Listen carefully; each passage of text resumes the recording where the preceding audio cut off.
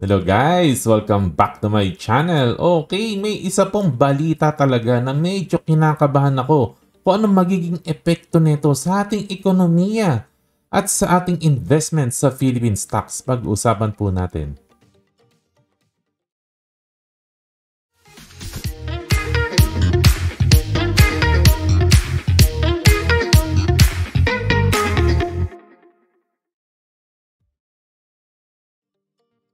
Welcome back! Ang balita na kinakatakutan ko na may kinalaman sa ating economy at sa ating mga investment sa Philippine stocks. At hindi po itong conflict sa South China Sea. Although, syempre, nakakaba rin po yan, no? It raises fears, pero hindi po ito, no? Ito po. Mas takot po ako dito sa 150 pesos minimum wage hike na talagang sinusulong po sa ating Senado, no? Na alam na po natin na talagang malapit na po ito, no? Disclaimer lang po, no, bago ko po ituloy ang ating discussion. Gusto ko pong tumaas ang sahod ng ating mga kababayan po, no? This is just a discussion about economics lang naman po, no? Pero generally po, syempre gusto po natin, no, lahat po ay tumaas ang sahod para magkaroon ng ginhawa sa buhay, no? At ang current minimum wage po natin as of the time ng recording po na to, kung hindi po ako nakakakamali, correct me if I'm wrong, 610 pesos. At before pa yata nitong 150, meron po yatang i-implement, no, na 35 pesos ba? Parang gano'n, no? Matataasan pa ito, no? Iba pa po yatang usapan na itong 150. Pero generally po, no, kung i-compute po natin 610, 150, mga 25% na increase po ito, no? Around ganun po, no? Kasi 1/4, no? 1/4, 25%, ha? Ayan, tandaan niyo po yung 25%, importante po yan, no? So, ang gusto ko pong sabihin po sa inyo, no? Pagdating po sa pera, nothing is free. Someone needs to pay para po sa salary increase po na yan. May kailangan pong magbayad na entity at sino po yan, no? Business kasi, no? Bago po natin sabihin kung sino yung magbabayad po niyan, businesses, very competitive po ang business. Lalo po sa panahon po natin ngayon, sa dami po ng tao. Ang negosyo po ngayon, hindi po katulad noon. Grabe po ang competition po ngayon. Ang liliit na po ng margins. Kung magbabasa po tayo ng mga financial reports, bihirang-bihira na po ang mga company na magaganda nasa double digits ang margin. Ang liliit na po ng margins po talaga ngayon, no? Sa totoo lang po, maliliit po ang margins dahil po sa tindi ng competition. At imagine po ninyo, halimbawa, may isa po tayong business po, no? Na ito po ang structure ng business po niya, no? Na gumagasto siya sa raw materials ng 30% or 30 million. Halimbawa, nagbabudget siya ng 30 million, no? 30% na pupunta sa raw materials. Another 30% na pupunta sa power, electricity, utilities, ganyan-ganyan, no? Kuryente. That is another 30 million. Ayan. At ang labor niya, no? Kaya 30%. Ito yung structure, no, ng kanyang bayarin, ng kanyang cost, no? Ang labor niya 30% din or 30 million. Hindi po nalalayo sa katotohanan, no? Medyo, although hypothetical po ito, pero medyo malapit-lapit sa katotohanan, no? Siyempre, ang matitira sa atin ay 10% on tubo, no, sa may-ari ay 10 million. Okay, tandaan niyo po yung structure po na to, no? 30, 30, 30 ang kanyang cost at 10% ang profit. Ngayon, kung magtataas po ng 25% ang salary across the board ng mga tao, so yung 30 million po na yan, madadagdagan ng 25%, so that will be what? 37.5 million. Ibalik po natin sa table yung 37.5 million. Ngayon, kung hindi po mababawasan ang gastos natin sa raw materials, electricity, no? Ninipis po ang margin. Magiging 2.5 na lang ang margin or 2.5% na lang ang matitirang tubo sa mga may-ari po ng kumpanya. Ang tanong ko po sa inyo, do you think papayag ang mga negosyante na ang tubo nila from 10% babagsak ng 2.5%? Papayag ba sila na ninipis ang kanilang tubo ng ganito kanipis? Yung manipis ng tubo, lalo pa ninipis, no? I guarantee you, knowing a lot of businessmen, no? Kasi ako po, lumaki po ako, napapaligiran po ako ng maraming taong negosyante sa aming family. Meron po silang kasabihan, kapag sobrang liit ng tubo, matutulog na lang daw po sila. So I think, no, kung halos wala pong tutubuin, many companies will just close shop, no? Kung ninipis talaga ang tubo. So, ibig ko pong sabihin, hindi po papayag na ang mga businessmen ang magbabayad po ng 25% po na yan na salary increase. Hindi po sila ang papayag, no?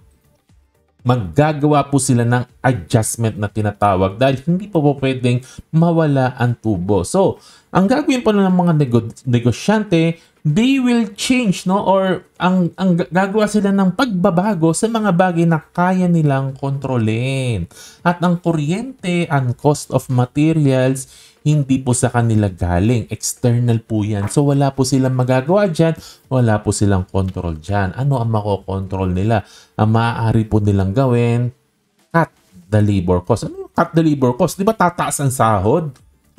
Ay, paano mababawasan ang labor cost? Eh di simple lang, magbawas ng tao. At kung sino yung matitira, ay bahala kayo. Gawin nyo ang yung work ng pang-10 tao, kailangan magawa ng 8. Or, number 2, increase the prices. So, ang mga pwede mangyari po talaga dito, mabawasan ang mga tao may trabaho or mag-i-increase ang presyo ng mga bilihin dahil hindi po talaga papayag ang mga negosyante na sila ay mag-suffer at wala pong kikitain.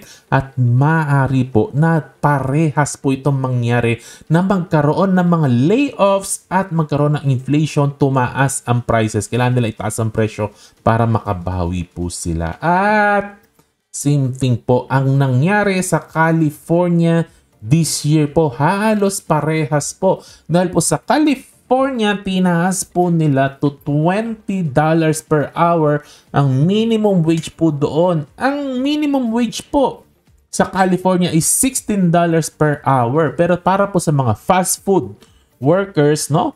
Of course, naging concern yung mga politicians po yata nila, no? Naging concern sa taas ng cost of living sa California, naging concern po sila. Gusto nila matulungan ang mga workers po. Tinaas po nila to $20 per hour. Biglaan po ito. Biglaan from 16 to 20. So that is 25% increase. Kaparehas na kaparehas po natin, no? Ayan po, no? At ano po ang nangyari? Ang epekto po sa California, i-google nyo na lang po, basahin nyo na lang po, no? Marami pong nawalan ng trabaho po. Kasi po, no, yung mga company, nag-isip po sila kung paano magagawa ng paraan. Kasi hindi sila papayag na wala silang tutubuin. So, ang ginawa po nila, pinalitan. Pinalitan ng technology ang mga tao. Yung mga pwedeng i-layoff, ni-layoff po, no? Kung kaya naman palitan ng technology, no? Ay, hindi ko po alam kung sa tablet na lang sila umu-order yata or may mga kiosk-kiosk na lang, no? Papalitan ng mga screen na lang.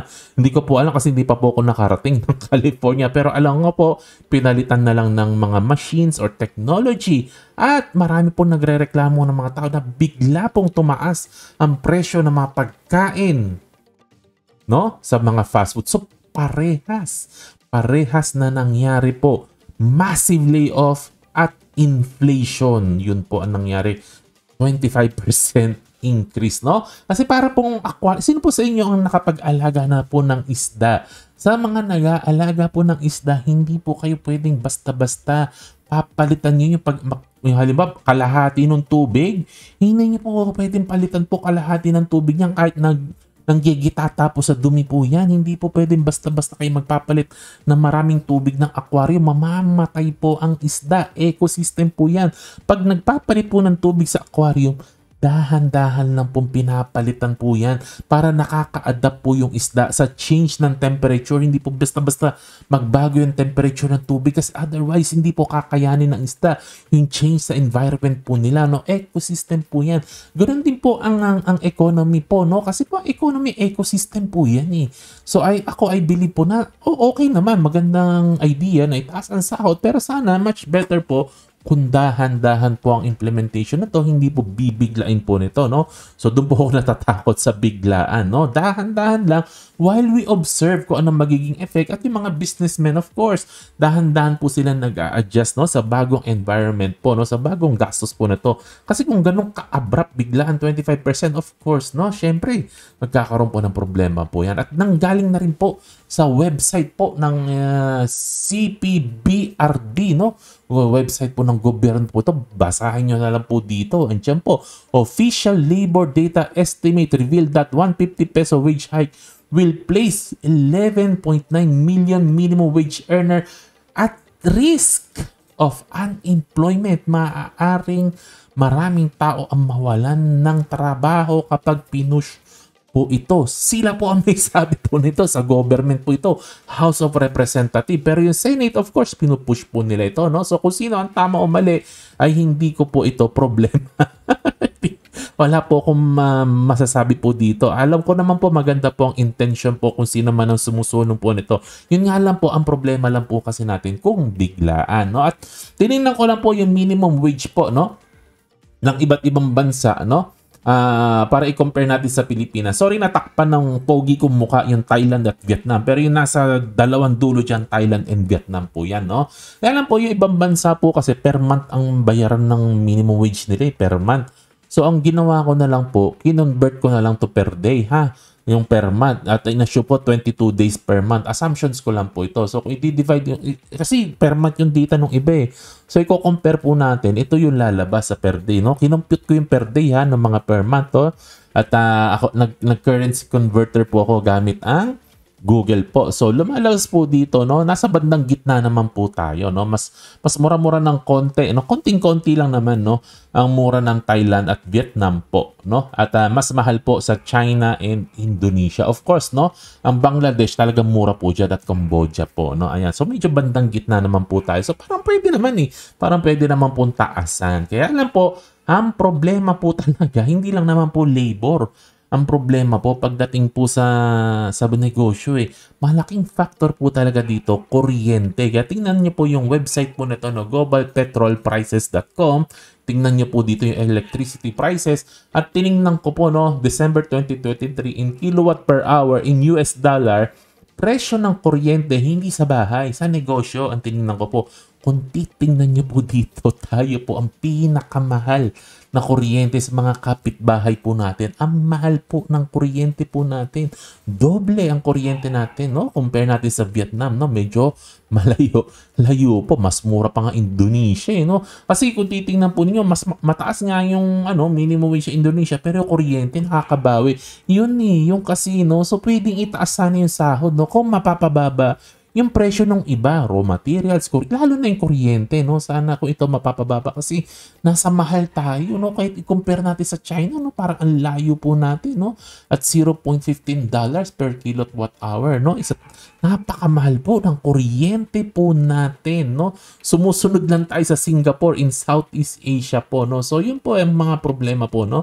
So, after the wage hike po, no, isa po tayo sa mahal na sahod sa mga kapitbahay natin at tayo ang pinakamahal na kuryente. Yun po ang nakakatakot kung ano maging epekto po nito sa economy po natin at anong mangyayari po sa mga investment po natin. I think kailangan naman ng wage hike, no, para naman sa mga kababayan po natin, lalo lang mga nanay na mga magician na hindi nila alam paano pagkakasyahin ng kakarampot na sahod, no? Pero hindi ko po alam talaga anong mangyayari. Yung uncertainties from sudden change. No po ako natatakot doon sa sudden change. No? Sana hindi po siya sudden, no? Kasi I think, no, nagdidrift ang bansa natin at nagiging less and less competitive po tayo dahil po sa mahal ng kuryente at mahal po ng cost ng labor sa ating bansa.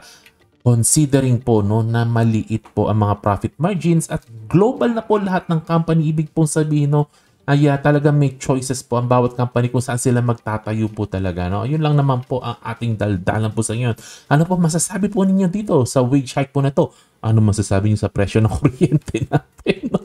Basahin niyo na lang po ang mga disclaimer po natin, no. Like, subscribe, share, hit notification bell. Kwentuhan po tayo sa comment section sa baba. To God be the glory. Happy investing. God bless. Bye-bye.